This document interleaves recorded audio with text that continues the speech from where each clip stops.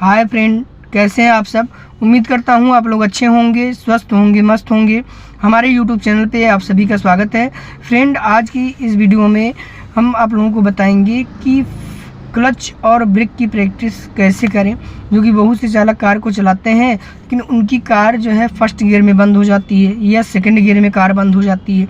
तो जब भी आप कार चला रहे हैं तो आप सबसे पहले क्लच और ब्रेक की प्रैक्टिस कर लें। ये बहुत से चालक क्या करते हैं, वो क्लच नहीं दबाते हैं, डायरेक्ट ब्रेक दबा देते हैं और कार उनकी बंद हो जाती है। जब बंद होती है आप लोगों की, तब बंद होती है जब आप कहीं ट्रैफिक पे रुक गए हैं। फिर वहाँ से जब आगे बढ़ते हैं तो जैसे ही क्लच आप छोड़ते हैं तो कार आपकी बंद हो जाती है। तो आप लोग इस वीडियो को पूरा देखें और ये जो प्रॉब्लम है ये बिल्कुल भी आप लोगों को नहीं होगा। ये प्रॉब्लम आपकी ख़त्म हो जाएगी और कार बार बार बंद नहीं होगी। तो चलिए अब हम जानते हैं। आप लोग देख रहे हैं ये 3 पेडल्स हैं। ये है एक्सीलेटर पेडल और ये है ब्रेक पेडल और ये है क्लच पेडल। ठीक, तो ये जो दबाने का तरीका है तीनों का, ये आपको अच्छे तरीके से आना चाहिए।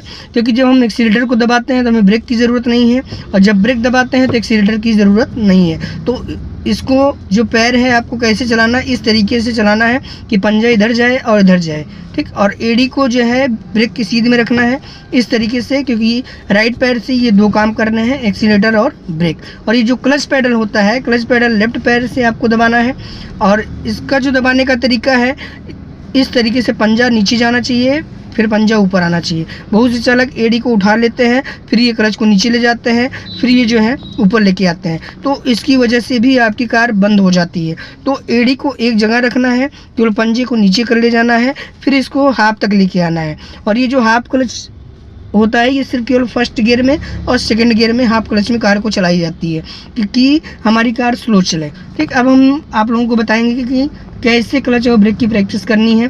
जैसे कि हम यहाँ से कार को स्टार्ट करते हैं।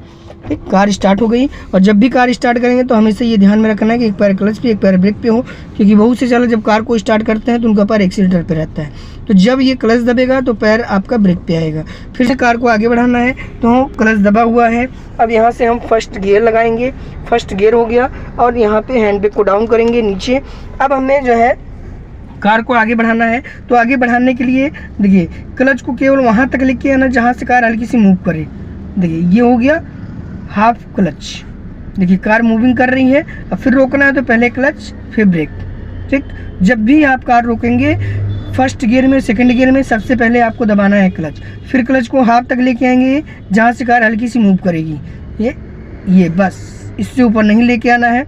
फिर क्लच दबाना है, फिर ब्रेक दबाना है। ठीक, तो इस तरीके से आपको क्लच और ब्रेक की प्रैक्टिस करनी होती है। अब जैसे फिर आगे बढ़ाना है तो फिर हम क्लच को हाफ तक लेके आएंगे धीरे से। देखिए कार आगे बढ़ रही है। फिर रोकना है तो पहले क्लच दबाएंगे फिर ब्रेक दबाएंगे।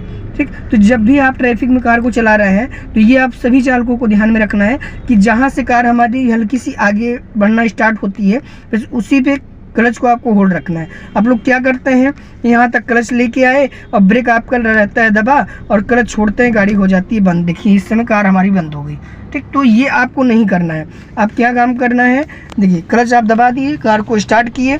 अब ये जैसे ही पैर ये हाफ लेके आ रहे हैं, देखिए ये पैर हाफ लेके आए। अब यहाँ से पैर आपको हटा के इधर कर देना है। फिर रोकना है तो क्लच हम नीचे दबाएंगे, फिर ये पैर यहाँ आएगा। फिर हम क्लच को हाफ लेके आ गए, ब्रेक से पैर हटा देंगे।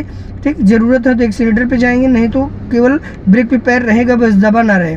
देखिए कार धीरे धीरे चल रही है। ठीक, तो क्लच और ब्रेक की प्रैक्टिस इस तरीके से आप कर लें पहले, तो जो आपका ब्रेक ज़्यादा लगता है ये भी नहीं होगा और जो कार आपकी बंद होती है ये भी प्रॉब्लम आपकी ख़त्म हो जाएगी। तो सबसे पहले दबाना है क्लच, उसके बाद लगाना है ब्रेक, फिर उसके बाद बढ़ाना है तो क्लच को हाफ लेके आएंगे, ब्रेक से पैर हटाएंगे, कार आपकी आगे बढ़ जाएगी। फिर क्लच दबाना है फिर ब्रेक लगाना है। ठीक, तो ये क्लच और ब्रेक की प्रैक्टिस आप कम से कम 20 से 25 बार करें।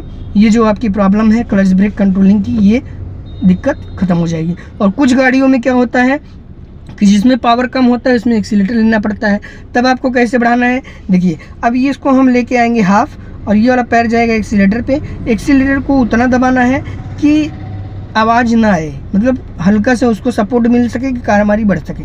तो फिर यहाँ पे क्लच दबा, पैर आ गया ब्रेक पे और फिर हम क्लच हाफ लेके आए तो फिर गया एक्सीलेटर पे, फिर क्लच दबाए फिर ब्रेक पे, फिर क्लच हाफ आया तो फिर एक्सीलेटर पे। ठीक, इस तरीके से आपको बढ़ाना है जिस कार में पावर कम है। मतलब हाफ क्लच वही है जहाँ से कार हल्की सी मूव करती है, उसको हम बोलते हैं बाइटिंग पॉइंट। अब इतने क्लच पे, हाफ क्लच पे चाहे जितना एक्सीलरेटर आप दबाएंगे कार आपकी भागेगी नहीं, ठीक। तो ये आप सभी चालकों को ध्यान में रखना है कि जब भी हमारा क्लच दबेगा तो पैर आ जाएगा ब्रेक पे, फिर हम क्लच हाफ लेके आए तो पैर ले जाएंगे एक्सीलरेटर पे, फिर क्लच दबाएंगे तो पैर आ जाएगा ब्रेक पे। मतलब इस तरीके से आप कम से कम 10 से 20 बार कार को रोकें। ये जो अब प्रॉब्लम है आपकी कार बंद हो जाती है नहीं हो। अब जैसे मान लीजिए सेकंड में गियर में आपको बढ़ाना है हाफ क्लच में, तो हम यहाँ पे लगा दिए सेकंड गियर, कार हमारी रुकी हुई है।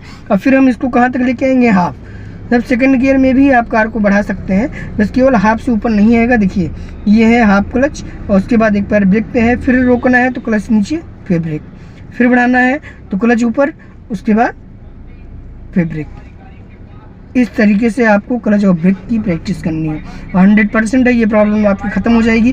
बस ये ध्यान में रखना है कि जहाँ से कार हल्की सी मूव करेगी उससे ऊपर आपको क्लच नहीं लेके आना है, ठीक। तो ये क्लच और ब्रेक आपका फर्स्ट और सेकंड गियर में ही यूज होता है, वो भी कार की स्पीड जब कम होती है तभी आपको जो है क्लच और ब्रेक की ज़रूरत होती है, ठीक। तो आप लोग समझ गए होंगे।